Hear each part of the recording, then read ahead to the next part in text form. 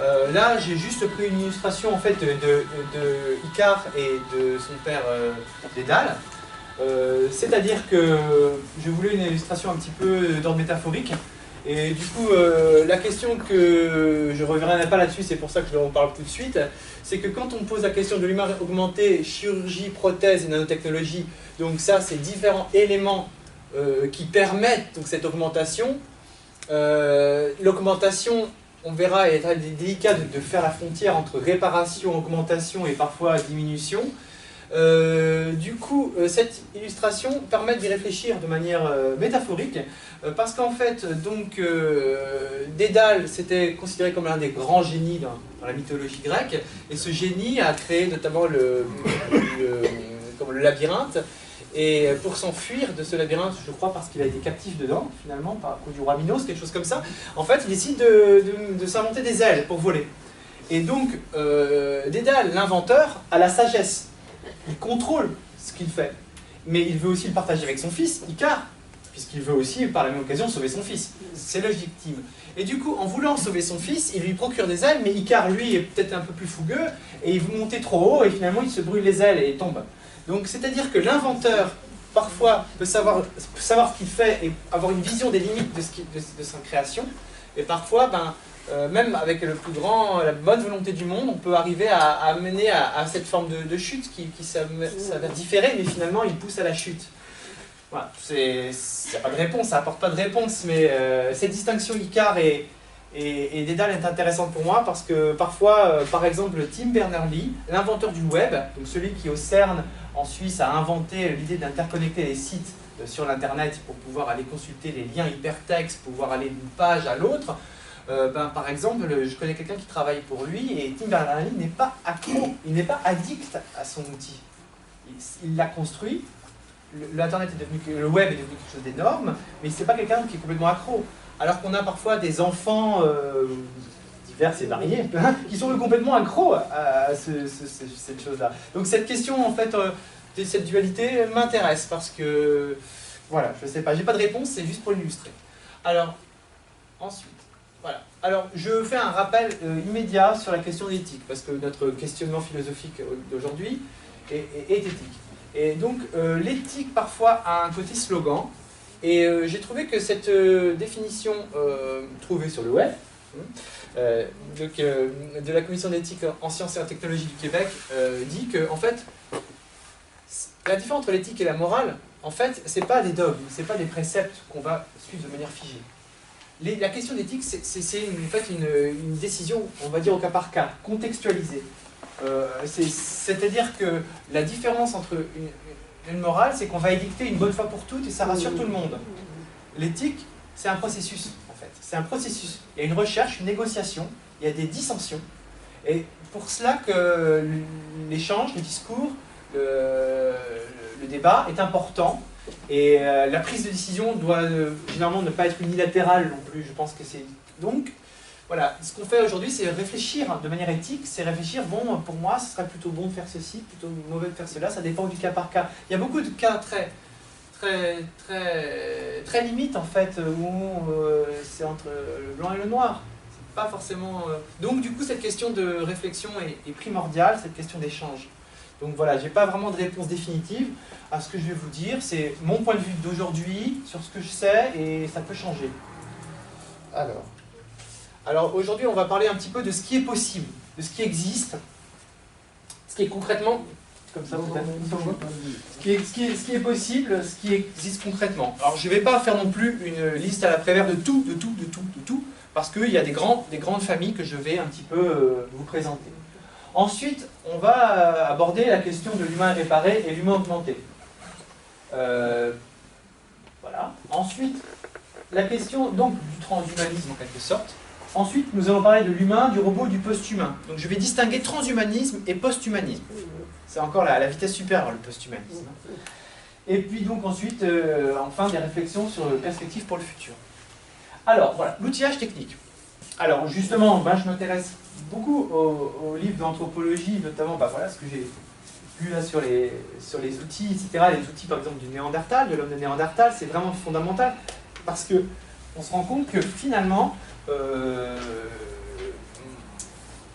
faire attention parce que j'ai un professeur qui ne serait pas tout à fait d'accord avec ça. Donc, mais bon, entre nous, Alain Gras, il disait qu'il n'y a pas une filiation entre tous les outils, qu'un outil n'implique pas forcément le précédent, etc. C'est vrai que ça se discute. Mais tout de même, on voit des analogies entre des outils anciens, comme une simple canne de bois, qui permet en fait de maintenir le corps et de pouvoir... Ah oui, je bouge. C'est pas grave. Ah oui, désolé. Ah, il faut que je me discipline.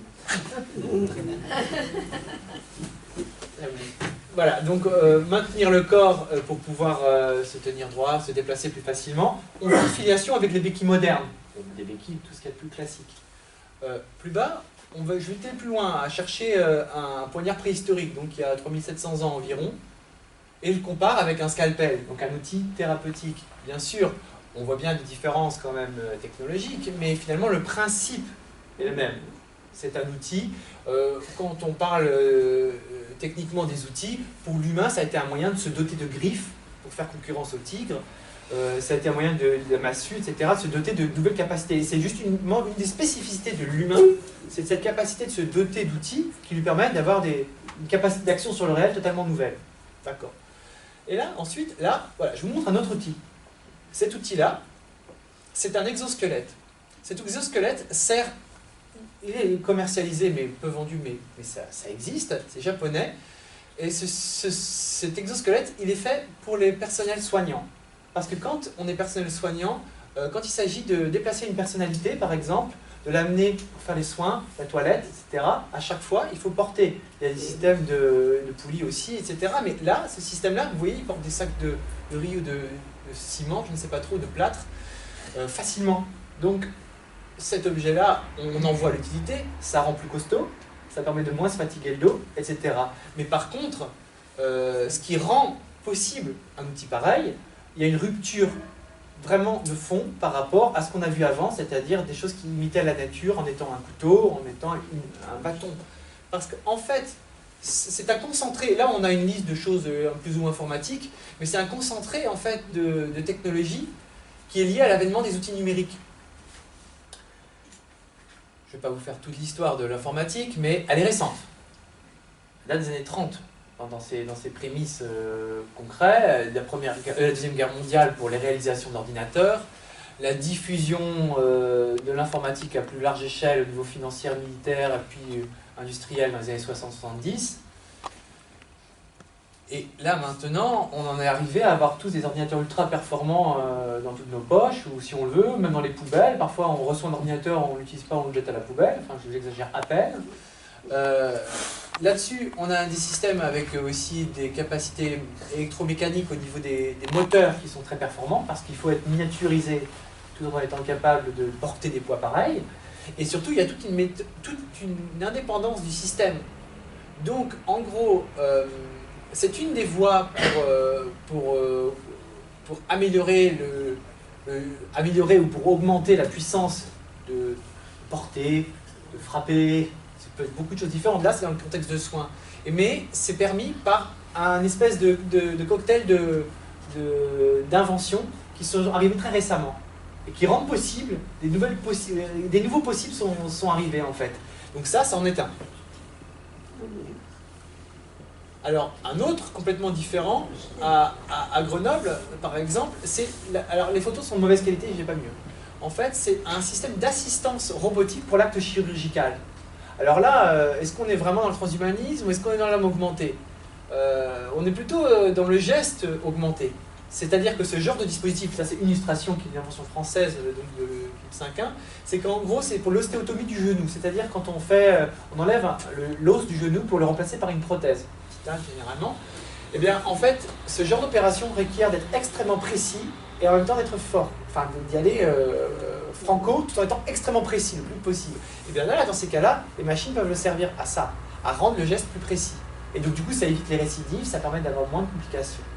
Donc là, on est encore dans une autre application complètement nouvelle où l'outil a en fait une capacité de dire non, je ne vais pas couper jusque-là. Non, ça, moi je pense que là, j'arrête de couper là parce que c'est pas prévu. Par contre, là, oui, on peut y aller, on peut couper cette endroit-là. Ouais, c'est-à-dire qu'on donne une forme d'autonomie relative, mais une capacité d'action de l'outil qui est autre que les mécanismes mécaniques d'autrefois. Ça va plus loin avec les systèmes robotiques pour les interventions chirurgicales. la démonstration, notamment pour le Da Vinci, qui est à gauche, c'est de recoudre un grain de raisin, en fait. Le système recoud très très bien la peau d'un grain de raisin. Il opère le grain de raisin, et il ouvre le grain de raisin, il fait des trucs dans le grain de raisin, et il referme le grain de raisin facilement. C'est un robot. Et donc là, les médecins sont là, dans des espèces de petites cabines. En fait, ils sont déportés par rapport à l'intervention. Et les bras robotiques permettent de faire une précision bien plus fine et aussi de suivre les éventuels mouvements des tissus mous. Le système Zeus, c'est son concurrent qui est à droite. Juste, il a une forme différente. Les bras ne sont pas placés de la même manière sur la table d'opération, mais c'est le même principe. Et donc là, est-ce que c'est... Le chirurgien n'est pas un homme augmenté, mais au moment où il opère, il est un chirurgien augmenté avec ce système. Alors, d'autres systèmes peuvent être intéressants à réfléchir, c'est par exemple les holters qui, eux, ne sont pas capacité d'action. Ça ne fait qu'enregistrer le rythme cardiaque. On l'implante, on le porte, et ça enregistre le rythme cardiaque. Mais en fonction des enregistrements qui sont donnés, on va décider si oui ou non on va mettre un implant. C'est-à-dire que ces objets-là aussi ont comme vocation d'aider à la décision. Là, on n'est plus dans l'homme augmenté, mais je l'ai quand même montré. L'augmentation humaine, j'ai mis cette illustration un peu bateau parce que, en fait, finalement, une des choses vraiment très importantes, c'est la question de l'hygiène. C'est-à-dire que l'espérance de vie, l'augmentation humaine, le Graal, c'est l'espérance de vie. L'immortalité, ça serait vraiment l'objectif fou. Mais l'espérance de vie, elle a déjà énormément augmenté pour nous. Elle a augmenté du fait des médicaments et du fait de l'hygiène. Et du fait de meilleure nutrition, etc. Donc il y a plein d'effets qui sont un peu plus déjà du quotidien, qui sont déjà des objets qui peuvent nous augmenter. Et après, le dopage, pour briller là-dessus, c'est que le dopage, c'est aussi une question d'augmentation de performance. Dans le cas du dopage, c'est pas nouveau, donc on a déjà aussi observé le corollaire. Ceux qui sont trop costauds, qui gagnent tout le temps, parfois ils décèdent brutalement ou ils ont des contreparties. Il y a aussi une question d'équilibre et une question de démesure quand on... Je sais pas là, si on prend tout ça d'un coup, je suis pas sûr qu'on soit en meilleure forme et qu'on soit vraiment augmenté. Et la question, mais les médicaments, je vous ai montré des systèmes électroniques juste avant, mais nos médicaments parfois peuvent être le fruit d'une énorme complexité pour les fabriquer, et ils fonctionnent souvent, donc du coup c'est aussi un moyen de dépasser certaines limites humaines. Alors, l'humain réparé et l'humain augmenté, cette thématique à proprement parler, découle en fait de... C'est un peu plus à la mode d'utiliser ce terme, de la cybernétique. Ça a été grandement à la mode au début de la diffusion du web. Tout était cyberespace. Là maintenant on parle d'internet, mais on ne parle pas beaucoup du mot cybernétique. Mais la cybernétique, c'est un courant majeur, vraiment un courant majeur, qui voulait en fait unifier ce qu'on sait sur les hommes et ce qu'on sait sur les machines, pour en faire des systèmes cohérents. Concrètement, le cas d'école, c'est l'astronaute.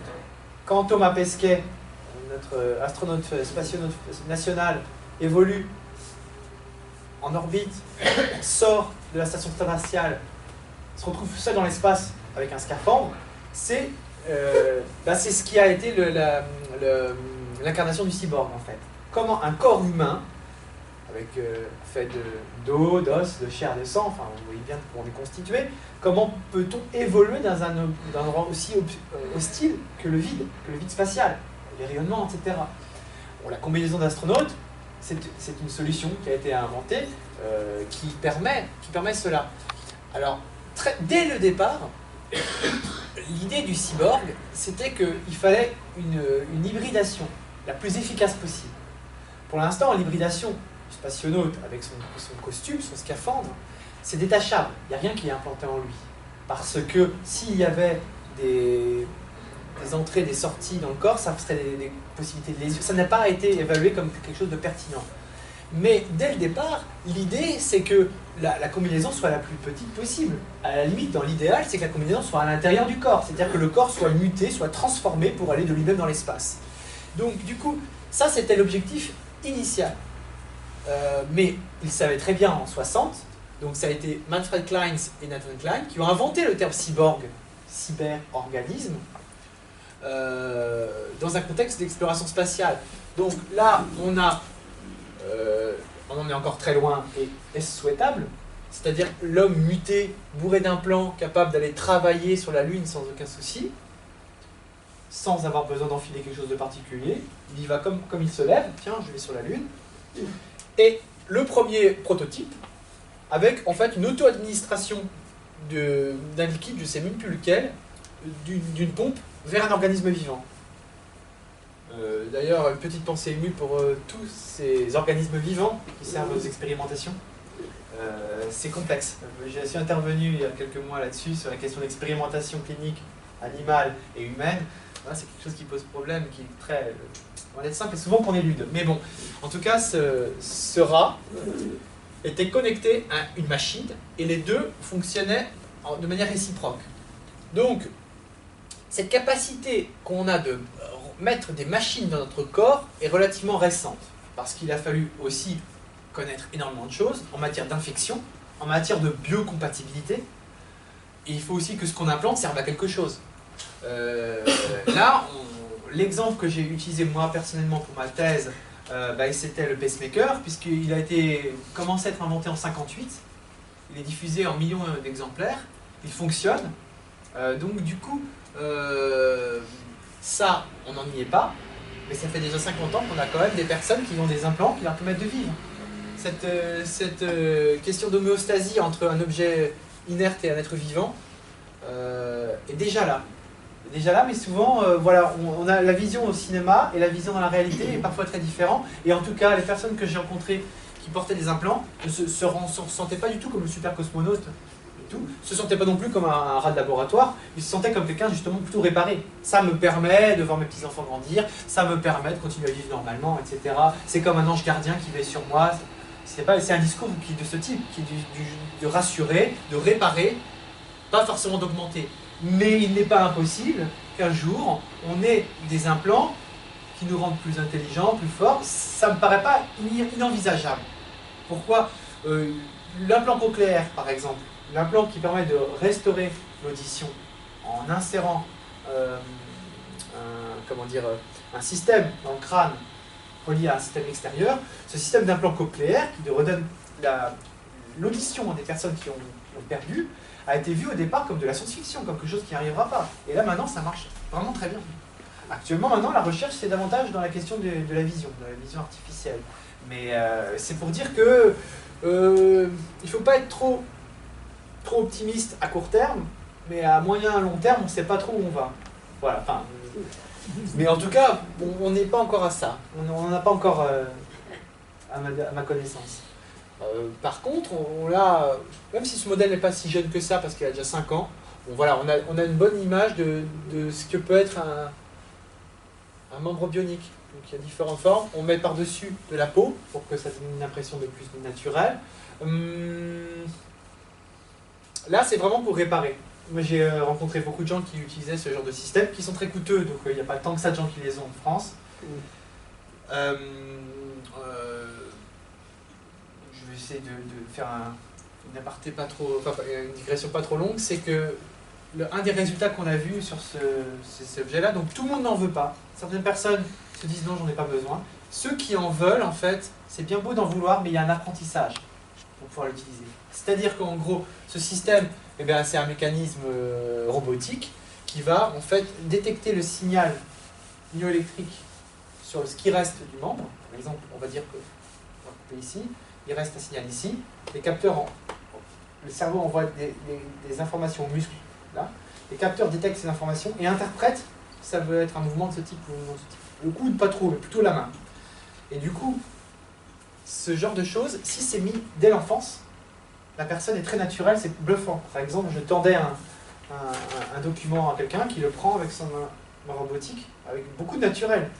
C'est saisissant. Les personnes qui l'ont eu suite à un accident, par exemple à la quarantaine, un accident de voiture, et les assurances leur ont permis d'avoir ce genre de machine, n'ont pas forcément, il y a beaucoup de travail à faire. Donc du coup, cette question aussi est importante parce que pour que ça marche à son plein potentiel, c'est souvent pour des enfants, donc souvent plutôt des enfants qui sont nés agénésiques, c'est-à-dire nés avec un bras ou en moins.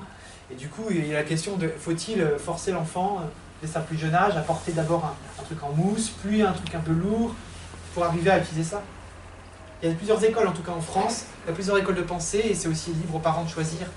Parce qu'une fois que ça marche, quand même, ça permet d'avoir une main qui fonctionne plutôt bien. Alors après, le grand regret par rapport à ces mains pour l'instant, c'est l'absence de retour sensoriel. Les gens ne sentent pas avec pour l'instant. Et ça, c'est vraiment ça. C'est pas le problème de la préhension, de l'esthétique, de l'autonomie, du coup, c'est pas ça qui pose le plus de problème. Mais ce qui est le plus gênant, c'est le fait de ne pas sentir quand on touche. Voilà. Donc là, pour l'instant, on est dans la réparation, mais là encore, on pourrait être dans l'augmentation. Parce que finalement, ce système peut permettre de brancher des choses électroniques. Il peut y avoir des systèmes d'enregistrement, d'armes pour les espions, j'en sais rien. Ça peut être aussi devenir super costaud. Alors attention, il y a une certaine limite. Parce que si par exemple, le robot est très très très costaud, c'est ici que ça va passer, vous voyez.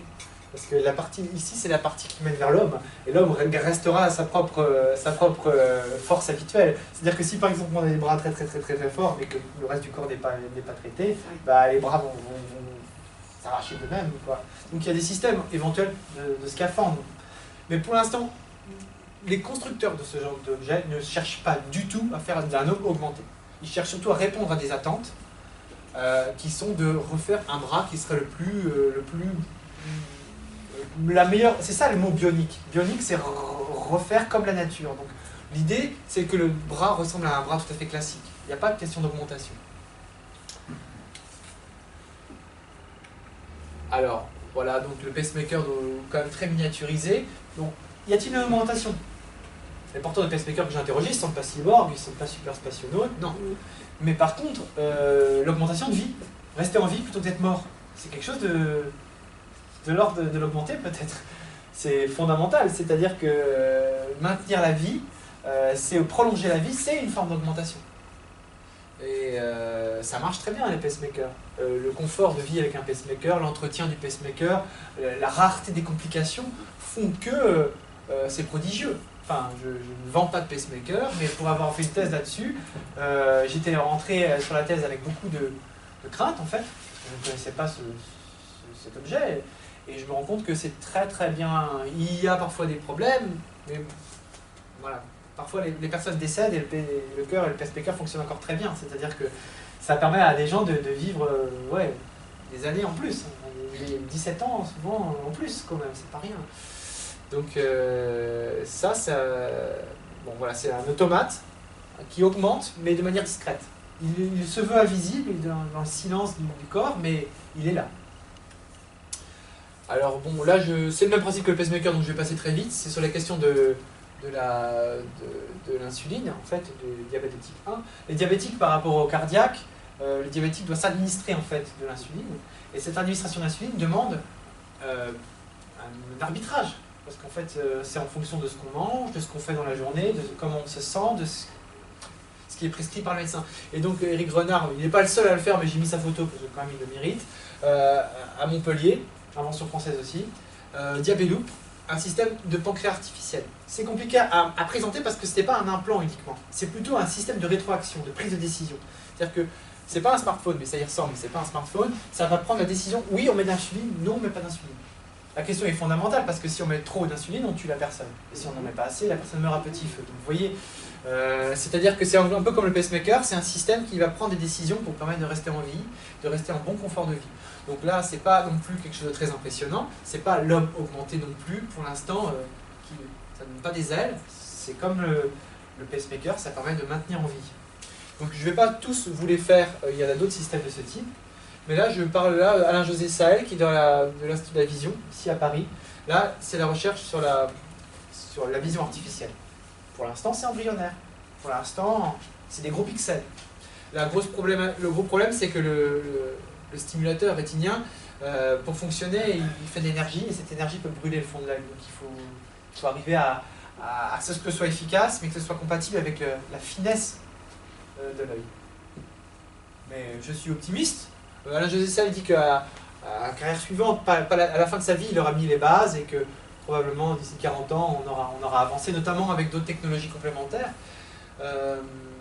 Voilà, donc redonner la vision à quelqu'un. Donc si on redonne la vision, là on pourra peut-être réouvrir à la question de science-fiction, de vision augmentée, voir la nuit, voir mieux, plus loin. On n'y est pas. Pour l'instant, la vision que proposent ces systèmes, c'est vraiment rudimentaire. Ça permet d'avoir un mouvement, en gros de 6 ou 8 ou 10 pixels, donc c'est pas encore terrible, mais ça existe. Voilà, le cœur artificiel, là, c'est quand on... La question du cœur artificiel, pour moi, est symboliquement importante parce que beaucoup de philosophies étaient cardiocentriques, pensaient que le cerveau était moins important que le cœur, c'était le cœur qui donnait comment dire, notre âme en quelque sorte. Et ce cœur, bon, bah, il est en développement, c'est aussi une invention française, ça marche pas très longtemps. Il y a des gens qui vivent sans cœur, mais ils décèdent. Donc ça pose problème. Alors c'est des personnes qui de toute manière sont menacées d'une mort imminente. Mais bon, je ne sais pas si c'est technique ou si c'est le fait de ne pas avoir de cœur qui pose un problème majeur pour autre chose. Je ne sais pas, je ne peux pas me prononcer. Mais en tout cas, là quand on a un cœur artificiel, il ne manquerait plus que le cerveau artificiel. Là on passe de... Vous voyez, on commence à peu remplacer des morceaux. Un cœur artificiel plus des bons membres artificiels. Alors... Là, pour entrer dans le vif du sujet de la question de la réparation et de l'augmentation, ici, on a l'exosquelette, le même principe que ce que je vous ai montré plus haut, tout à l'heure, quand on parlait des soignants, adapté à un patient paralysé, donc quelqu'un qui ne peut plus marcher. Il a donné le coup de ballon d'envoi de la Coupe du Monde de football au Brésil. Malheureusement, les médias l'ont pas du tout médiatisé, parce qu'ils étaient trop dans l'euphorie du « ouais, c'est la Coupe du Monde, c'est la Coupe du Monde ». Ils ont plutôt filmé les jolies filles dans le public, les fans, et puis ça, c'est passé complètement inaperçu dans les médias, malheureusement. Mais c'était une grande prouesse. Il s'agissait en fait de développer un exosquelette connecté au cerveau de la personne pour pouvoir remarcher. Donc c'est l'idée de redonner un petit peu le paralytique qui va remarcher. Hein. Donc c'est vrai que si on fait des analogies avec les textes chrétiens, par exemple, on a Lazare, on a le paralytique, etc. Enfin, on a ces tentatives, c'est davantage dans la réparation. Là, l'augmentation, un nom bien militaire, le XOS2, du Raytheon. Bon, en gros, là, il ne s'agit pas de réparer quelqu'un de paralytique, parce que le soldat, on imagine qu'il est en parfaite santé. Mais par contre, ça lui permet d'être plus fort. Et bon, principalement, c'est pour mettre des bombes dans les soutes à munitions des bombardiers, parce que les bombes, pour les faire tomber, c'est des bombes, c'est lourd. Donc du coup, ces objets-là permettent davantage de manipuler les bombes avec précision pour en mettre plus dans les bombardiers. C'est une des utilisations, hein. Il y a d'autres utilisations qui sont... Et là, on est vraiment dans l'augmentation. Il y a aussi la question pour les soldats d'Afghanistan de pouvoir monter plus vite dans les montagnes, descendre plus facilement, etc. Ça pose des contraintes aussi, parce que l'autonomie du système, le surpoids du système, en cas de chute, etc. Mais bon, là, on est dans l'augmentation. On a le même système, le même principe de système, c'est-à-dire un espèce de scaphandre qui amplifie les mouvements. D'un côté, ça permet à quelqu'un qui est alité de remarcher et d'envoyer un coup de ballon. Dans l'autre cas, ça permet à un homme de faire des pompes avec facilité, j'imagine. Là, c'est la démonstration des pompes, mais surtout à faire de la manutention avec plus d'efficacité. Donc voilà, un même objet, deux utilisations différentes. La réparation ou l'augmentation, c'est quelque chose qui est tout à fait, comment dire, une frontière n'est pas fixe, c'est arbitraire en fait, on en discute. Et derrière tout ça, l'épine dorsale de tout ce système, c'est ça, c'est les serveurs. Ça, c'est des tas d'ordinateurs en quelque sorte, de disques durs connectés. Et moi, ce qu'on appelle les big data, c'est une quantité faramineuse de données. C'est-à-dire que la Bibliothèque nationale François Mitterrand, c'est une petite zone là. Et là, ça c'est une petite zone de tout, Facebook, Google, etc. C'est l'interconnexion de tous ces ordinateurs. Et c'est vrai que, à défaut d'avoir le côté astucieux que la nature nous donne, à nous, être vivants, d'être efficaces à notre façon, les systèmes informatiques, peut-être sont plus bêtes, mais ils n'ont pas de limite de corps. On peut les étendre au maximum, et étendre. Et avec la quantité, l'espoir, c'est qu'avec cette quantité, on arrive à avoir des systèmes de plus en plus intelligents, qui vont nous aider à fabriquer des choses de plus en plus... Et là, on commence à être dans une espèce d'idée d'émergence, une espèce de, pas forcément une intelligence artificielle, même si le mot est souvent prononcé, mais disons qu'une espèce de dépassement de l'humain par lui-même, par ses outils. Et c'est vrai que ces outils, finalement, c'est ça, le nerf de la guerre. C'est un peu les neurones de notre cerveau, matérialisés, et qui consomment, je crois, il faut vérifier, mais je crois que ça consomme à peu près autant d'énergie, tous nos ordinateurs connectés que ce qui nous sert à vivre en fait. À nous chauffer, à manger. Donc c'est pas rien. Le moindre mail, on consomme de l'énergie. Et tout se connecte et du coup ça permet de choses saisissantes. Par exemple concrètement face à un type de cancer, un médecin va voir un cancer, une biopsie ou quelque chose comme ça. Il va pouvoir juger selon son expérience. Et son expérience, elle est limitée comme un humain l'est. Un robot va pouvoir, en 3 minutes, tester 75 millions de cancers similaires. Et dire ça avec certitude, c'est ce type de thérapie qu'on vous conseille. Parce que 175 000 fois on a fait ça, 600 000 fois on a fait ça, 722 000 fois. Il le fait en 3 minutes. Donc j'ai pas dit que la machine est meilleure, mieux, etc. Mais elle a une capacité massive par rapport à nous. Donc du coup, c'est quelque chose de très important. Et pourtant là, il n'y a pas de corps physique. Ensuite, les nanotechnologies. Les nanotechnologies peuvent servir. Bon là, je vais parler du LAS de Toulouse, parce que j'ai rencontré Christophe Vieux et c'est vraiment intéressant ce qu'ils font. Eux, ils cherchent en fait à faire des meilleures électrodes, la biocompatibilité, c'est-à-dire faire des fils très très fins à base d'or, de carbone, pour que les implants puissent par exemple restaurer les questions des AVC, quand on a fait un AVC. Donc c'est toujours dans la réparation. Mais les nanotechnologies en général peuvent servir à énormément de choses. Ça va surtout servir à miniaturiser. Parce que le gros machin que je viens de vous montrer derrière, juste avant, avec plein d'ordinateurs, peut-être qu'avec la nanotechnologie, il sera à nouveau miniaturisé. Donc là, vraiment, on arrive à une capacité d'échelle, parce que là, on est hors de l'atome. Et là, pour l'instant, je ne parle pas d'ordinateur de type nanotechnologique, mais dans les matériaux, les finesses, ça peut servir notamment à la production d'énergie aussi, électrique.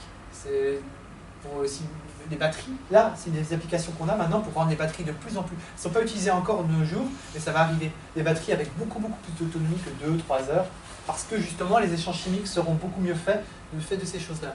Par contre, le problème avec ces objets-là, c'est que quand ils sont mis dans le corps, ils n'en sortent plus. Un implant, comme un pacemaker, on le place, on peut l'enlever. Cicatrice, c'est tout. Si l'implant a une partie connectés avec des nanotechnologies. Les nanotechnologies, j'ai mis cette image-là parce qu'on ne peut même pas les représenter. C'est des atomes. C'est des atomes qu'on a constitués d'une certaine manière. Donc ça n'a pas de... C'est tellement petit que ça reste ad vitam aeternam dans le tissu où c'est posé. Ça peut partir de manière avec les fluides, de manière totalement... On ne peut pas prévoir. Donc c'est-à-dire que quand on met ce genre de choses dans le corps, il n'y a aucune possibilité de l'enlever par la suite. Alors, quand on voit l'actualité des débats sur les perturbateurs endocriniens qui polluent nos corps, qui baissent la fertilité, etc., ça, c'est un agent chimique. Bon, les nanotechnologies sont des choses qui se rajoutent. Et ça existe déjà dans les crèmes solaires, par exemple, Garnier ou d'autres grandes compagnies. Il peut y avoir des nanotechnologies. Ils nous vantent que ça a du coup une plus grande capacité de s'étaler.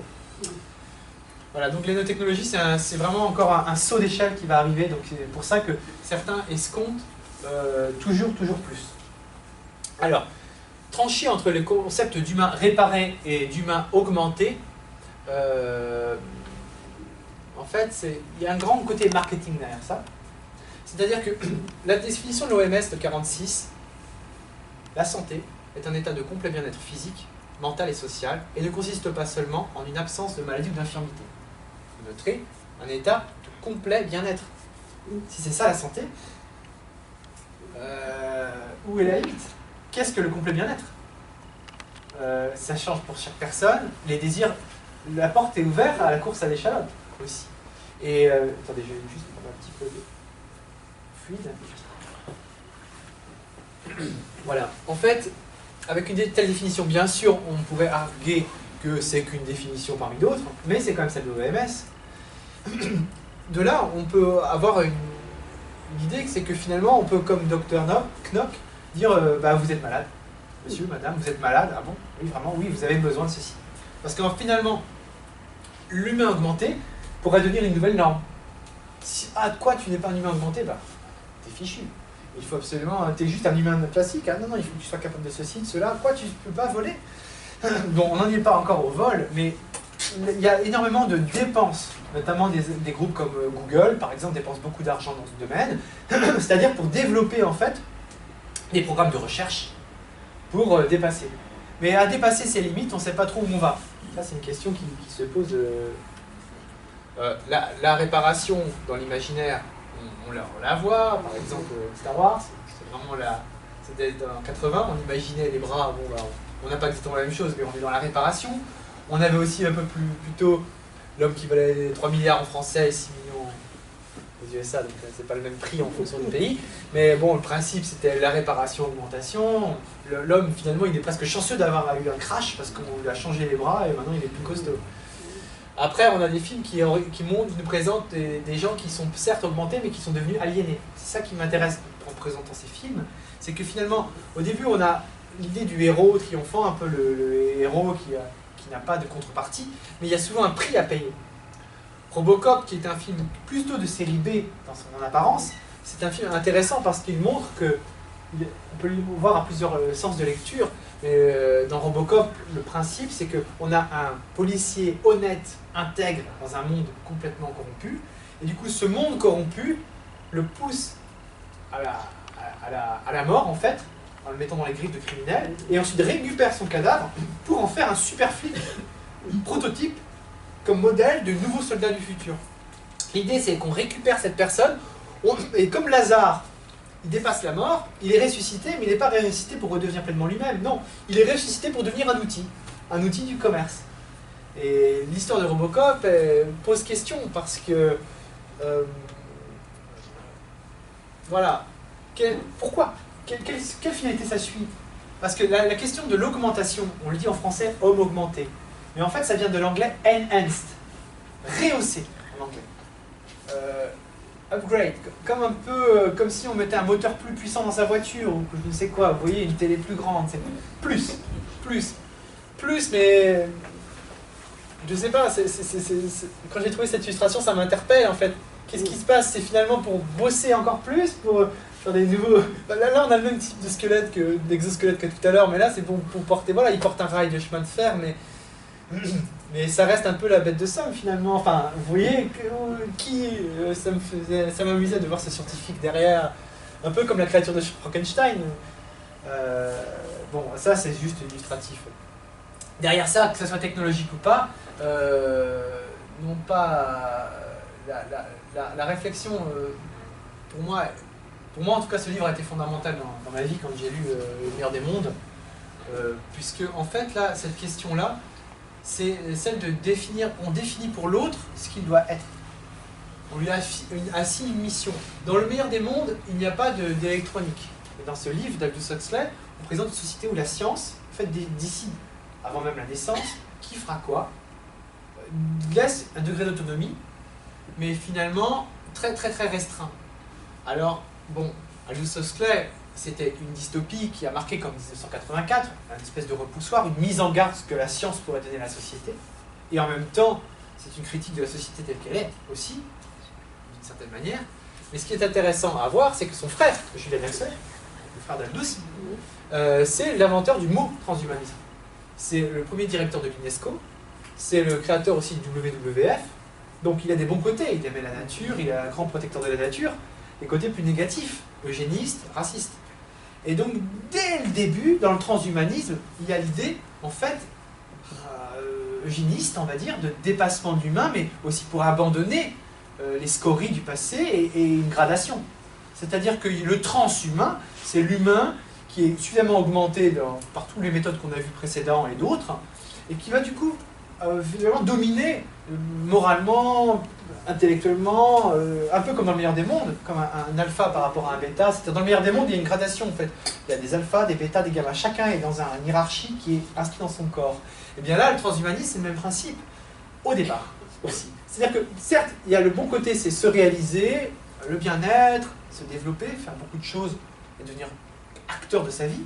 Mais le corollaire, c'est abandonner ceux qui n'en sont pas capables. Limite, s'en débarrasser. Chez Huxley, c'était une question d'hygiène. Donc, c'est Huxley, Julien, donc son frère n'est pas du tout d'accord avec lui. Visiblement, c'est une histoire de famille. Mais cette question-là est fondamentale. Donc, Julien Huxley, par la suite, il y a eu des différents penseurs qui, à la suite, ont peaufiné la question du transhumanisme. Et donc, il y a différents types de courants de transhumanisme. Marc Group, vous avez rencontré, donc lui, c'est le transhumanisme à la limite le plus présentable. On est loin de l'eugénisme et du racisme initial. Là, on est dans une vision plutôt libérer le potentiel de l'homme, en fait, de libérer nos énergies. Pourquoi vouloir mourir? C'est nul de mourir. Pourquoi on va repousser un peu? Pourquoi vouloir se limiter à ça alors qu'on peut voler, on peut faire... Et après, là où je suis assez critique face au transhumanisme dans sa version française, c'est qu'en gros, il dit, grosso modo, on rasera gratis pour tout le monde. C'est-à-dire que finalement, tout le monde pourra bénéficier de ça. J'espère. En tout cas, les courants un peu anglo-saxons sont moins optimistes à ce point de vue. Ils ne pensent pas réellement que la priorité, c'est que tout le monde en bénéficie. La priorité, c'est qu'eux-mêmes, leur famille, leurs amis en bénéficient. C'est d'ailleurs intéressant de voir que la question de la santé, alors donc là je mets un peu en exergue l'ouvrage de Lucien Spaes, parce qu'il s'appelle 98, donc c'est un professeur de Paris, hein, à la retraite actuellement, mais quelqu'un qui a beaucoup travaillé sur la question en disant, au XXIe siècle, au début du XXIe siècle, la grande question, ce sera la question de la santé. Et je pense qu'il avait raison. Il avait travaillé sur la question de la communication à la fin du XXe, il disait que la question de communication c'est la fin du XXe, du XXIe siècle c'est la santé. Et c'est intéressant de voir ces questionnements de santé quand elles sont abordées par exemple par les courants écologistes, je fais un amalgame, les écologistes différents, et les transhumanistes d'aujourd'hui. Quand je lis de l'ouvrage qui parle de santé, il y a beaucoup de points communs. Le bio, manger bio, mais dans l'écologie, le manger bio, c'est pour ne pas endommager l'environnement, pas de cultures qui détruisent l'environnement, ne pas s'endommager le corps. Dans le transhumanisme, je mange bio parce que les nutriments sont plus adaptés pour mon corps et je pourrais tenir encore quelques années de plus grâce à ça. Voilà, je schématise, mais il y a de ça. Ben, je suis surpris, pareil, laver chez soi avec du savon noir et du vinaigre, on retrouve dans les deux cas. Mais par exemple, je crois que c'est juste après, c'est encore un peu plus loin, on en a un que je vais présenter après qui dit qu'en gros c'est bon d'avoir des amis parce qu'on a vu que biologiquement, quand on a des amis, des relations affectives avec des gens, ça permet d'être chimiquement plus efficace. Et donc du coup, je vais dans les courants, alors là il y a par exemple bio et écologiste, il y a beaucoup de courants, l'amitié c'est pas que biochimique, c'est quelque chose de plus fondamental. Donc voilà, donc ces questions de santé, le transhumanisme, elle a une pluralité de transhumanisme, voilà, et elle a des liens avec une question de, en fait, je pense, d'inégalité, dès le début. C'est intrinsèque. Le transhumanisme, il y a l'humain et le transhumain. Le transhumain est mieux. Il y a un jugement de valeur du transhumain à l'égard de l'humain. Je pense que c'est... Donc ça peut nous mettre la puce à l'oreille en disant ouais, ok d'accord, transhumanisme c'est bien, mais... Voilà. Alors donc le programme du transhumanisme, c'est qu'en gros, j'avoue que je l'ai mis sans bien le regarder. En gros, au début, voilà, les ordinateurs sont plus bêtes que des insectes. Bon, là, on juge qu'ils sont plus intelligents que des insectes, ils vont devenir intelligents comme une souris, puis ils vont devenir intelligents comme un humain, puis après ils vont devenir intelligents comme tous les humains ensemble en même temps, et puis à la fin ils deviendront tellement mieux que nous que finalement on n'aura plus qu'à s'éclipser parce qu'on se rend compte. Ça, c'est les postulats.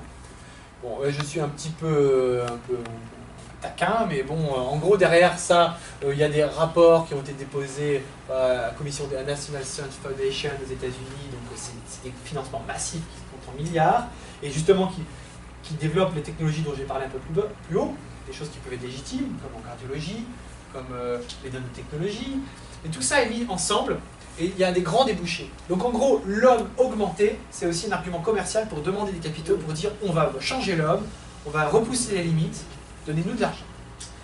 Et ça marche. Si vous ne connaissez pas cette philosophe, je vous recommande de savoir qu'elle existe, parce qu'elle a une influence majeure dans la Silicon Valley. Pour elle, tout attachement, tout altruisme est mal. Ce qui compte, c'est uniquement sa propre rationalité, son propre intérêt. Cette philosophie-là, c'est une philosophie qui enlève toutes les religions, toutes les spiritualités habituelles. C'était une personne russe qui a fui sûrement des persécutions parce qu'elle a l'air d'être drôlement torturée. Et elle est arrivée à New York et elle a proposé cette philosophie matérialiste. Et elle a eu des gens comme Alan Greenspan comme disciple. Et en fait, c'est une des personnes les plus influentes aux États-Unis. Elle est décédée, mais elle a écrit un livre qui s'appelle Atlas Shrugged. En français, c'est traduit par La Grève. Un livre qui est très étonnant parce que, en fait, c'est le syndicalisme à l'envers. Les patrons en ont marre de ces ouvriers feignants et décident de mettre en grève. Et du coup, la Terre commence les États-Unis commencent à s'écrouler parce que sans les patrons, les ouvriers sont complètement corrompus, bêtes, etc. Enfin, je schématise mais à peine. Donc du coup, Ayn Rand, en fait, ça paraît délirant, mais pourtant, le héros randien, c'est un personnage qu'on retrouve dans la Silicon Valley, c'est la personne qui a... c'est Bill Gates, c'est Steve Jobs, voilà des héros rondiens. C'est des gens qui ont laissé les amarres avec la plèbe et qui sont arrivés à changer le monde par eux-mêmes, par leur propre volonté. Voilà, donc cette question de héros randien, de cet imaginaire de Rand anti-altruiste, a beaucoup à faire dans le développement du business lié aux technologies de l'humain augmenté. Voilà, donc je mets ça en garde. Donc voilà, finalement la santé parfaite pour elle, c'est simplement l'égoïsme. Ça fait mal, quand on entend parler, ça fait mal, mais pourtant ça résonne un peu partout sur Terre. Voilà, ça vous pouvez vous renseigner, elle est très connue finalement. Alors bon, la question de la dépendance, ça c'est juste des illustrations, c'est pas un film très bon, mais donc je vous le recommande pas réellement, mais c'est dire qu'il y a une dépendance. À qui on doit quoi? Parce que en fait, quand on porte un cœur artificiel, un foie artificiel, des reins artificiels, on est distributeur d'un système. Ce système actuellement est détenu par la sécurité sociale, en tout cas en France. On a un système déjà très bon en France parce que finalement on est remboursé, même pour des opérations de transplantation cardiaque, c'est remboursé, c'est fabuleux. Mais dans d'autres cas de figure, si tout le monde était augmenté, on pourrait peut-être avoir des espèces de rente, un peu comme le téléphone, il faut payer tous les mois sinon le téléphone. Bon, ce film illustre ça. L'idée du film est mieux que le film lui-même, mais c'est qu'en gros, si la personne ne peut pas payer en fait tous les prêts qu'elle a contractés pour toutes ces choses-là, les personnages viennent les récupérer. C'est un film d'action, vous voyez. Mais le film n'est pas terrible, mais l'idée est pas mal. Et là, il va y avoir un film qui va sortir, qui va sûrement très bien marcher, qui s'appelle Ghost in the Shell. Il va être repris sur un manga japonais, un dessin animé japonais. En fait, c'est un dessin animé, mais il a une profondeur philosophique intéressante, parce qu'il dépeint dans un proche futur une agent, une soldate, une policière, enfin c'est un peu une police spéciale, qui suite à des accidents a été entièrement réparée, augmentée, elle a des capacités incroyables, elle est très solide, là on peut lui tirer dessus, un char d'assaut peut lui tirer dessus, elle résiste.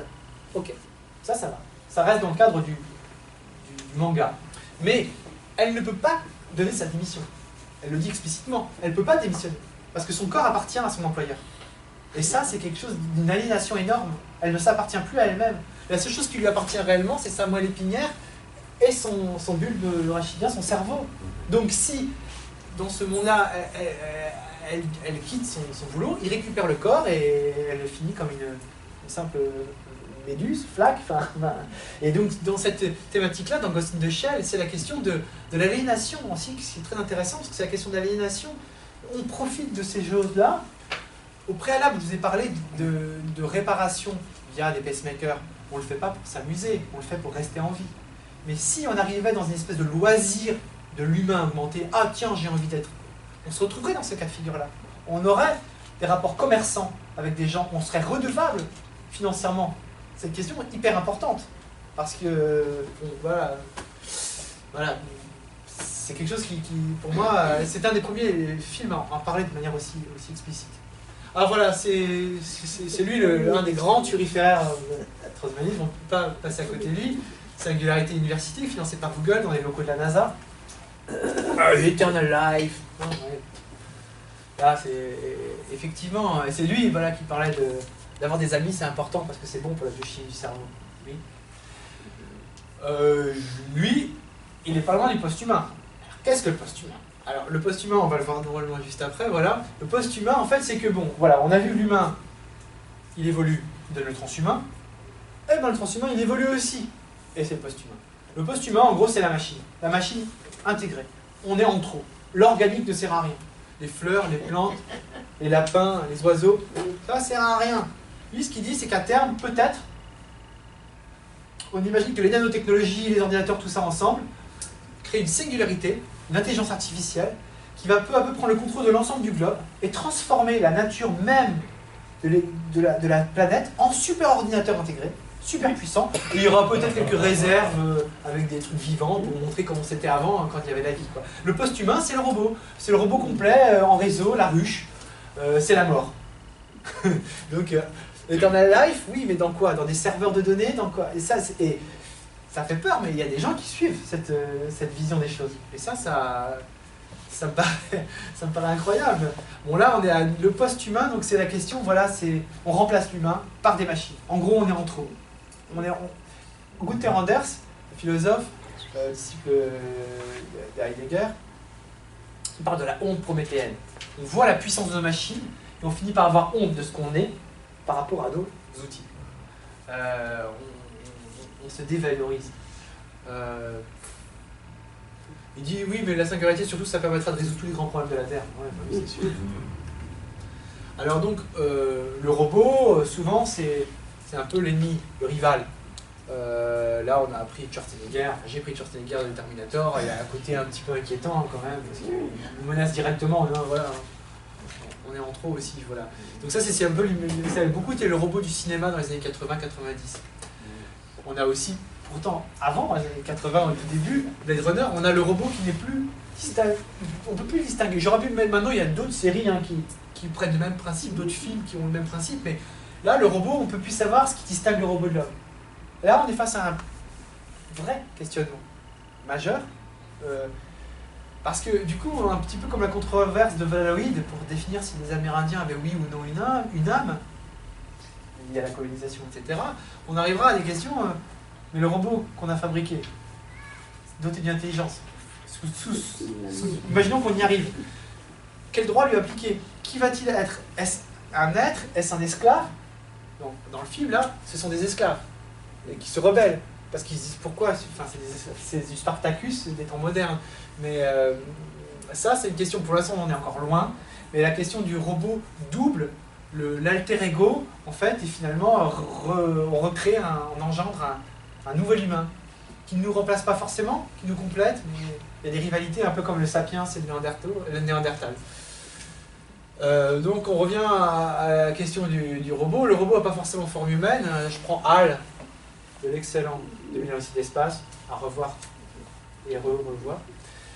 Voilà, là, dans le film, c'est intéressant parce que ça présente une image où finalement le robot est plus humain que l'astronaute. L'astronaute est plus robotique, déterminé, parce qu'il est en mode de survie. Et finalement, Dave, l'astronaute, à plein de reprises, a un comportement presque mécanique, parce qu'il doit être... il a beaucoup de choses à faire. Et dans le film, finalement, l'empathie vient beaucoup de la part du robot, de HAL. L'ordinateur parle avec une voix suave parce qu'il arrive à mimer en fait l'empathie qu'un homme peut avoir. L'inverse, l'homme robotisé, voilà, c'est une question. Certains comme Andy Clark, c'est un philosophe anglais. Donc les philosophes anglais, c'est un philosophe anglais qui se dit qu'au finalement on est déjà des cyborgs. On n'a pas besoin d'aller chercher sur l'homme dans l'espace pour dire que nous, on est déjà cyborg. Notre promiscuité avec tous les objets techniques, électroniques qu'on a. Bon, après, si on portait des vêtements, c'est être cyborg, finalement. Et aussi, il faut une limite à faire. Mais bon, lui, il est quand même principalement sur les systèmes informatiques, sur l'omniprésence des téléphones, des ordinateurs dans nos vies. Il y a beaucoup de vies actuellement. Et donc, en fait, lui, il dit qu'on est né cyborg maintenant. Même si on ne se perçoit pas comme tel. Alors, je vais lister vite fait, parce que là, j'arrive à la fin. Les questions. Là, je vous donne la substantifique moelle du livre d'Andy Clark. Les problèmes. Cette condition de cyborg, la robotisation plus ou moins de l'homme, c'est des inégalités sociales, ceux qui ont le droit, ceux qui n'ont pas le droit, ceux qui ont le droit, ceux qui ont accès, ceux qui n'ont pas accès, et même les conditions d'accès peuvent être différentes, par exemple. On peut imaginer, je vois, il y a une formation Montessori ici. C'est peut-être une solution justement pour ne pas être trop pollué par le numérique dans l'enfance.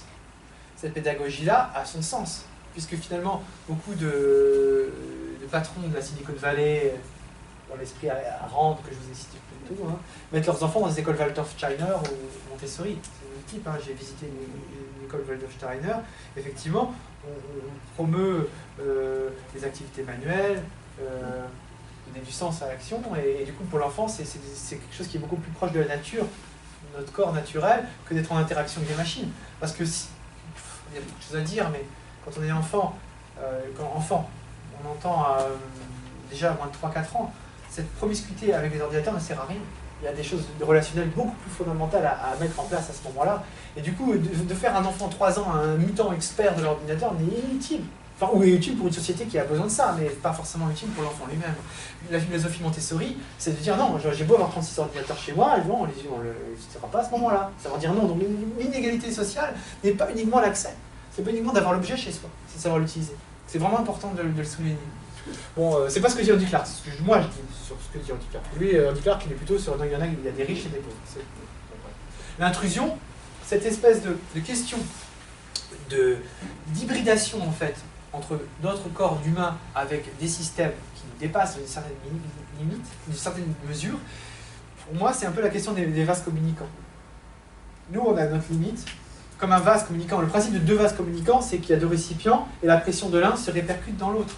Ben nous on est à une limite quand on est connecté à toutes ces énergies, toutes ces informations, tous ces outils, on peut se retrouver dépassé et aliéné, sans le vouloir, noyé dans l'information, dans le stress ou je ne sais quoi. Donc l'intrusion, ça peut être aussi le piratage, ça peut être aussi la question des données personnelles qui sont piratées, etc. Ensuite, la perte de contrôle, la surcharge cognitive, l'aliénation, le confort, toutes ces choses-là, enfin, c'est toujours lié à, en fait, non pas à une prométhéenne, mais une efficacité telle dans nos outils qu'elle est trop brutale pour nous. C'est comme d'avoir des chaussures qui feraient 15 kilos. Elle serait solide, mais à porter, ça serait très fatigant. Bon, bah, d'avoir trop de stimulation, ça nous éloigne de choses autres importantes. Le conformisme, oui, si toi, tu n'as pas l'iPhone 7, tu n'as pas l'iPhone 7, mais tu n'as pas d'Apple iPhone 7, mais il faut que tu l'achètes. Il y a de ça. Et le conformisme, plus sérieusement, c'est par exemple sur Facebook. On a tendance à se présenter d'une manière normée, on finit par devenir ce qu'on veut, ce que l'ordinateur a défini comme champ d'informations sur nous, et ben nous, il faut s'y conformer. On veut rentrer dans le moule volontairement. C'est vraiment le conformisme, c'est la soumission volontaire, hein, c'est la boétie. Hein. Bon, après, voilà, donc à la limite, ça, c'est des choses plus habituelles, hein, parce que ça peut être des filouteries qu'on peut retrouver. L'adieu au corps, ni Andy Clark, ni moi, non, pas d'adieu au corps. Le corps, il est toujours là. Même quand on le, pour l'instant, quand on range des choses dessus, il y a des interactions, il y a des interfaces toujours, quoi. L'adieu au corps, ça serait de placer l'ensemble de la personnalité dans un serveur. Il y a des livres de science-fiction qui en parlent. Il y a aussi la série Black Mirror qui a fait un magnifique... je vous recommande la série anglaise de la BBC, si vous ne la connaissez pas, Black Mirror. Chaque épisode, il n'y a pas de héros. Chaque épisode montre une dérive potentielle de toutes nos technologies. Donc il y a une quinzaine d'épisodes. Ça peut être la dérive des réseaux sociaux, de ce que pense l'impact des réseaux sur le politique. Ça peut être la question, par exemple, de devoir toujours se noter, comme les taxis Uber, ils sont en permanence notés par les clients, donc si les clients les notent mal trop souvent, ils ne peuvent plus travailler. Enfin, bon, bah, y a un épisode là-dessus, ce genre de choses, quoi. Donc je vous recommande. C'est une série qui s'appelle Black Mirror, série anglaise, et elle illustre beaucoup de dérives possibles, à chaque fois d'objets différents, les robots, etc. Voilà, une application complexe, c'est les drones. Donner à une machine la capacité de décision, la tuer. Déléguer, le meurtre se fait par délégation. Bien sûr, pour l'instant, les pilotes de drones sont souvent...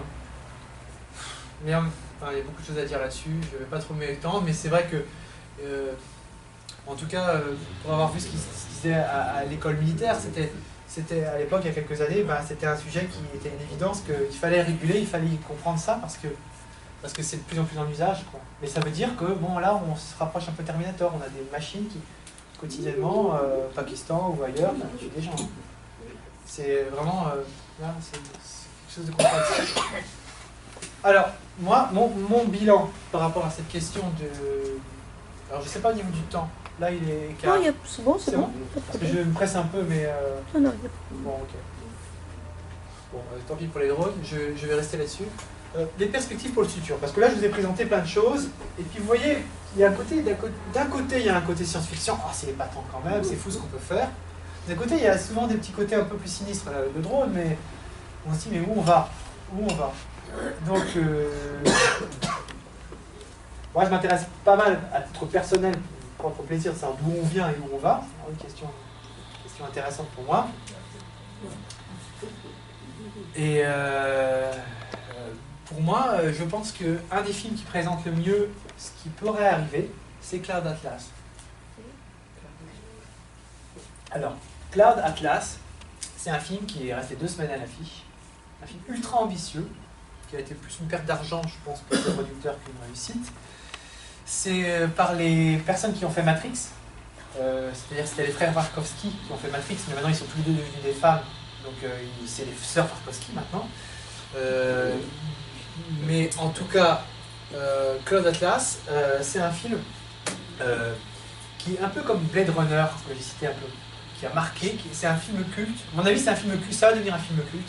C'est un film qui, à la fois, absolument pas plu à certaines personnes, et c'est nul, ça sert à rien, on n'y comprend rien, et d'autres qui ont adoré. Et si on regarde 2001 Odyssée de l'espace et Blade Runner, ont eu à peu près la même réception critique. Cloud Atlas, en fait, il y a un côté tarabiscoté, parce que ça se passe sur 500-600 ans. L'unité de temps n'est pas du tout respectée, on n'est pas du tout dans les unités classiques de temps. Ça se passe sur... En fait, ça parle davantage de le destin d'une société, la nôtre. En partant aussi bien un peu en avant, alors je ne sais plus les dates exactement, mais du XVIIIe siècle, et ça va jusqu'au 2300, 1400.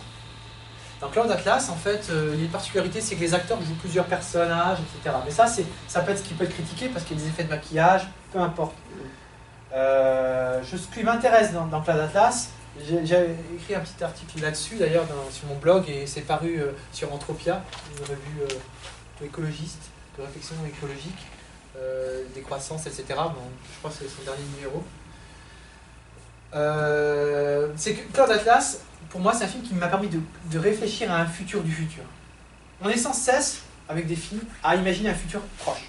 C'est-à-dire, un futur proche, c'est au Japon, en Chine. À Cloud Atlas, ça se passe en Corée du Sud, c'est intéressant de voir le glissement, Samsung, LG, etc. Tout est super technologique. Donc dans Cloud Atlas, on part du passé, on va vers le futur. Et il y a un futur qui est le futur habituel de science-fiction, c'est-à-dire des mégalopoles avec beaucoup d'une débauche de technologie, de nanotechnologie, tout ça, des clones, enfin plein de choses comme ça. Mais dans Cloud Atlas, il y a aussi une part où ça va plus loin que ça et ça va après. Qu'est-ce qu'il y aura après tout ça? Dans 300-400 ans. Et Cloud Atlas présente un monde où finalement, une grande partie de l'humanité est revenue à l'état préhistorique, plus ou moins. C'est post-apocalyptique, puisque en fait, une grande partie est devenue préhistorique et une faible minorité bénéficie de toutes les technologies possibles de transhumanisme, on va dire. En fait, ce qui s'est passé dans Cloud Atlas, et là je vais déflorer un peu le film, mais bon, ça m'intéresse, c'est la question du nucléaire, du pétrole, de l'énergie, qui est en filigrane. Et en gros, en ne développant pas, bon, Cloud Atlas est plutôt un film pro-nucléaire au départ, et puis finalement aussi critique, mais en gros, c'est qu'en se développant un moyen d'intégrer l'énergie, de maintenir nos sociétés à flot, parce qu'on consomme, tout le monde veut tout. Peu importe les pays, il y a des gens capables de sobriété, mais globalement à l'échelle de la planète, quand on prend les États-Unis, l'Europe, la Chine, nos pays, la France, on veut tout. Et du coup, en voulant tout sur un monde fini, il y a un moment donné, il y a une raréfaction, notamment l'énergie. Et donc, du coup, dans Cloud Atlas, il y a la question de la raréfaction d'énergie qui est éludée dans les années 80. Ils en parlent, il y a un moment où ça passe dans les années 70. Non, c'est bon, on aura l'énergie à gogo toujours, il n'y a pas de problème. Et finalement, peu à peu, ça mène à une impasse où il y a une espèce de, comme une fleur, une floraison, une débauche d'énergie, puis finalement, un tassement, une incapacité pour les sociétés de maintenir tout en fonctionnement. Les centrales nucléaires qui commencent à ne plus être gérées, des problèmes nucléaires majeurs, l'humanité revient à un état reboot, revient à un état... Mais le reboot n'est pas complet parce que finalement on a ravagé la Terre entre-temps. Il n'y a plus de ressources, la radioactivité, les maladies, etc. Et donc Cloud Atlas, je le fais schématiquement, mais c'est qu'en fait finalement la seule solution pour eux c'est de partir de la Terre. Ça y est, ils ont usé la Terre. Et ça c'est vraiment pour moi quelque chose qu'il faudrait vraiment... non pas diffuser le film, parce qu'il est ce qu'il est, mais cette question de l'écologie, en fait. C'est-à-dire qu'on a beau le savoir, on sait qu'on use, que les espèces disparaissent, qu'on gaspille. Et pourtant, collectivement, on continue. Je lui disais ça ce matin, c'est que l'homo sapiens est une espèce qui est invasive, qui a envahi tout l'écosystème de la planète. Effectivement, on a un comportement qui n'est pas à notre hauteur morale ou éthique, ou ce que vous voulez, vous voyez ce que je veux dire, quoi. Et bon, cette illustration, c'est ça, finalement, c'est que la majorité de l'humanité est laissée pour compte, dans un monde ravagé. Il y a une petite élite qui bénéficie de capacités ultra-technologiques, mais elle vit aussi dans un monde ravagé. Donc finalement, comme tout est cassé, il faut partir. Et j'espère que c'est pas ce qui va arriver, mais c'est parce que oui, j'imagine qu'on va faire des développement technologique majeur, mais dans 300-400 ans, à une échelle de l'hominisation, on est à un moment. Et ce moment, ça serait bien qu'il dure plus longtemps. Donc le transhumanisme, pour certains à un moment donné, oui. Et, vous voyez, ça c'est une question de fond qui m'inquiète sérieusement quand je me penche là-dessus. Parce que quand je vois les indicateurs, quand je vois les ressources en matière, par exemple, en minéraux, l'épuisement des ressources vivrières, tout ça, c'est assez inquiétant. Très inquiétant. Alors, bon, avant de s'inquiéter outre mesure, on a souvent aussi dans des films, toujours des Tarkovsky, donc Matrix, une vision ultra-apocalyptique où les humains finissent par être vampirisés par les machines, les humains finissent par être les alimentations électriques des machines, enfin bioélectriques, par exemple. Bon, dans la réalité, on ne peut pas non plus jeter le bébé avec l'eau du bain et se dire l'alimentation bioélectrique, il existe des possibilités. Bon là, c'est vrai que c'est un test sur un rat, encore une fois, mais une capacité d'alimenter bioélectriquement des implants avec notre propre corps. Mais on n'est pas dans Matrix pour faire un espèce de super ordinateur qui fait du mal aux gens. Là, par exemple, c'est développé à Grenoble, c'est pour des implants qui ont destiné, par exemple, à avoir très peu de courant. Très peu de courant. Donc, ils n'ont pas besoin de vampiriser tout le sang. En prenant l'énergie dans le sang, ça permettrait aux implants de ne pas avoir de batterie, et ça permettrait de faire des actions très fréquentes. Et c'était notamment réfléchi pour l'utiliser un jour pour les vessies, pour les sphincters. C'est-à-dire qu'il peut y avoir des problèmes en fait, chez certaines personnes qui ont eu des opérations diverses et variées, ou des cancers, et du coup ils ont un problème pour contrôler la miction. Et donc du coup c'est extrêmement incapacitant. Et ben, c'est vraiment une demande majeure de la part de la société, de ces gens-là, de pouvoir à nouveau contrôler leur miction.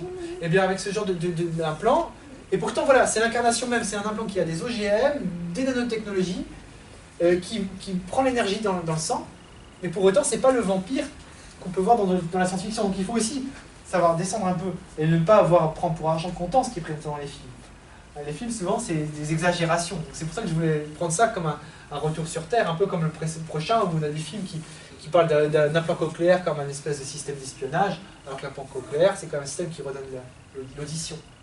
Donc voilà, juste pour redescendre un peu, les films, c'est des films, la réalité, c'est la réalité, mais les films, l'imaginaire, la poétique peut nous servir.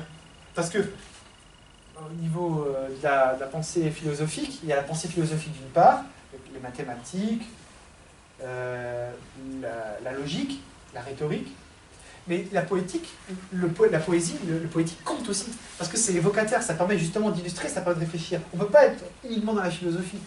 La poésie, c'est important aussi. Donc c'est pour ça que j'utilise beaucoup les films, et puis j'aime bien regarder des films, ça, Alors là, on revient dans l'actualité. Je vous ai parlé de ce qui m'inquiétait, c'est-à-dire la raréfaction des ressources et une inégalité majeure entre des nouveaux dieux, en gros, et une plèbe désœuvrée. Là-dessus, je voulais vous parler de ça, c'est venu récemment. C'est vrai qu'en réfléchissant, ça fait penser un peu au panthéon romain. C'est-à-dire que si on se retrouve avec quelques personnes qui ont tout et tous les autres qui ont rien, c'est un peu comme des hommes et des dieux. Et c'est pas forcément un cas d'école, parce que quand on voit que 7 milliardaires, donc c'est pas Musk, mais 7 milliardaires sur Terre possèdent 50% des richesses, c'est-à-dire autant que 3,5 milliards de personnes, ces 7 personnes ne sont pas forcément des dieux au niveau moral, au niveau esthétique, etc., mais ils ont des puissances incroyables.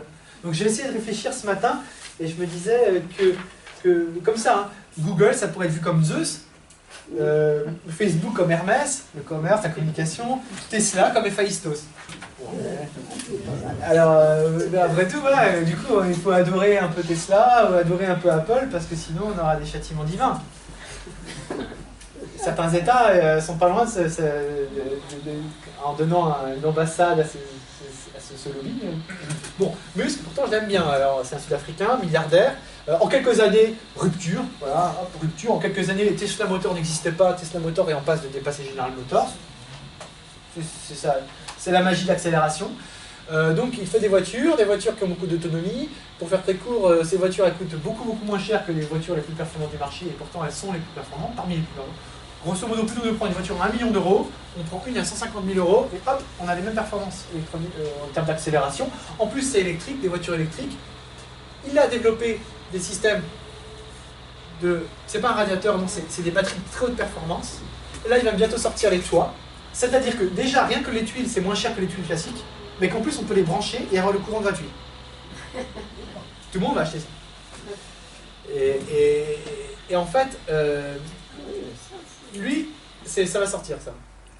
En fait, Elon Musk, lui, donc derrière lui, il y a des robots qui travaillent, hein, parce que, bon, après, il ne crée pas autant d'emplois qu'il s'en manque de compte en banque. Elon Musk, lui, son idée, c'est par rapport à cette extinction, cette problématique-là que j'ai abordée avec l'Art Atlas, c'est que lui, il dit, de toute façon, tout le monde veut tout, donc il faut donner tout à tout le monde, mais il faut être hyper rentable, hyper efficace, et ne pas gaspiller. C'est pour ça qu'il dit, bon, on a, plutôt que de dépenser du pétrole pour faire de l'électricité, c'est débile, on va utiliser le soleil, voilà, tout le monde aura des toits, il n'y aura plus de pétrole à gaspiller, on va garder du pétrole. Les voitures, plutôt que tout le monde veut une Ferrari, eh ben, tout le monde aura une Ferrari, mais ça sera moi qui vais vous la vendre. Stocker l'énergie et du recyclable, du renouvelable, pardon, ben, il faut quand même le mettre. Voilà, donc du coup, Elon Musk, c'est son créneau. Bon là, il est en train de creuser des tunnels pour faire... parce qu'il en a marre des bouchons, je crois, sous Los Angeles, donc il crée des tunnels. Donc il s'est lancé une nouvelle entreprise de tunnels. Et un peu l'image du savant fou, il reprend un petit peu le rôle qu'a laissé Steve Jobs en décédant, quoi, le milliardaire qui innove à tout go. Alors là, maintenant, on va partir là vraiment dans des projets incroyables. Donc, je ne travaille pas pour Elon Musk, mais bon, quand même, je vois beaucoup d'informations venant de lui qui m'intéressent ces temps-ci. Donc le projet SpaceX, c'est plus qu'un projet, ça fonctionne. Ils ont ravitaillé la station spatiale internationale pas plus tard que hier matin. Oui, hier en tout cas. SpaceX, en fait, j'avais pas bien compris que les fusées de SpaceX étaient aussi grandes. Elles sont aussi grandes que les Ariane, hein. Sauf qu'elles redescendent sur Terre, elles se reposent. Donc ça évite à chaque fois de gaspiller la fusée. Donc la logique de Musk, il l'applique aussi au spatial. Il veut aussi une rupture complète avec le spatial, c'est qu'au lieu de faire des grands systèmes, enfin des grosses fusées, un peu comme la fusée Ariane, qu'on envoie et il y a 90% de la fusée qui est volatilisée, gaspillée et tous les matériaux précieux, là il y a la fusée qui redescend et qui se pose sur une base. Ça permet donc des fusées réutilisables. Pourquoi faire? Pour coloniser Mars, tout simplement. Et donc son projet là qu'il a sorti il y a quelque temps, il n'y a pas longtemps, il y a 2 mois, il y a eu une grande conférence de sa part, c'est qu'en gros l'idée c'est d'amener 1 million de personnes sur Mars. Parce que justement, les voyages spatiaux, en fait, pour l'instant, j'ai pas le prix, mais envoyer une personne sur la Lune, sur Mars, ça coûterait, je sais plus, de l'ordre du 1,5 milliard d'euros pour une personne. Mais là, il voudrait que ça descende à 500 000. Donc couper les coûts, comment? En faisant des fusées réutilisables, des systèmes réutilisables. Et tout ça a été mis en image pour la National Geographic dans un docu-fiction qui s'appelle Mars, qui présente justement les enjeux. C'est très modeste, hein, c'est pas de la science-fiction à la Star Wars du tout, hein, c'est vraiment comment coloniser notre planète. Bon, le gros problème quand même pour ça, c'est que les gens, une fois sur Mars, ils vont devoir rester enfermés sous terre pour ne pas se faire irradier. Alors, il y a d'autres personnes qui commencent à dire que ça serait peut-être plutôt d'aller un peu plus loin jusqu'à Titan, parce que Titan, la lune de Saturne, possède une atmosphère, et cette atmosphère protégera des rayonnements solaires, et en plus, il y a de l'eau, et en plus, il y a des hydrocarbures à gogo. Donc du coup, ça serait intéressant. Le problème, c'est que le voyage, c'est 7 ans encore. Donc c'est encore plus compliqué. Déjà, Mars, c'est ambitieux. Donc là, pour l'instant, ils en sont à Mars, mais ils ont construit, ils sont en train de faire le consortium, etc. Ça paraît de la science-fiction, mais bon, je vois au Luxembourg, par exemple, Astra, c'est luxembourgeois. Et bien, en fait, la télévision par satellite, là, je vois pas de parabole, mais on en voit souvent. Bon, bah, la télévision par satellite, dans les années 80, c'était vu comme quelque chose de oh, quel projet ambitieux. Bon, bah là, le Luxembourg a mis des satellites en orbite et ça fonctionne. Là, le nouveau projet du Luxembourg, c'est Space Resources. C'est l'idée d'aller faire de la prospection minière sur les astéroïdes, en proche banlieue de la planète. Ce genre de partenariat avec SpaceX sont probablement faits, quoi. C'est-à-dire des cargos, voilà, donc c'est assez incroyable.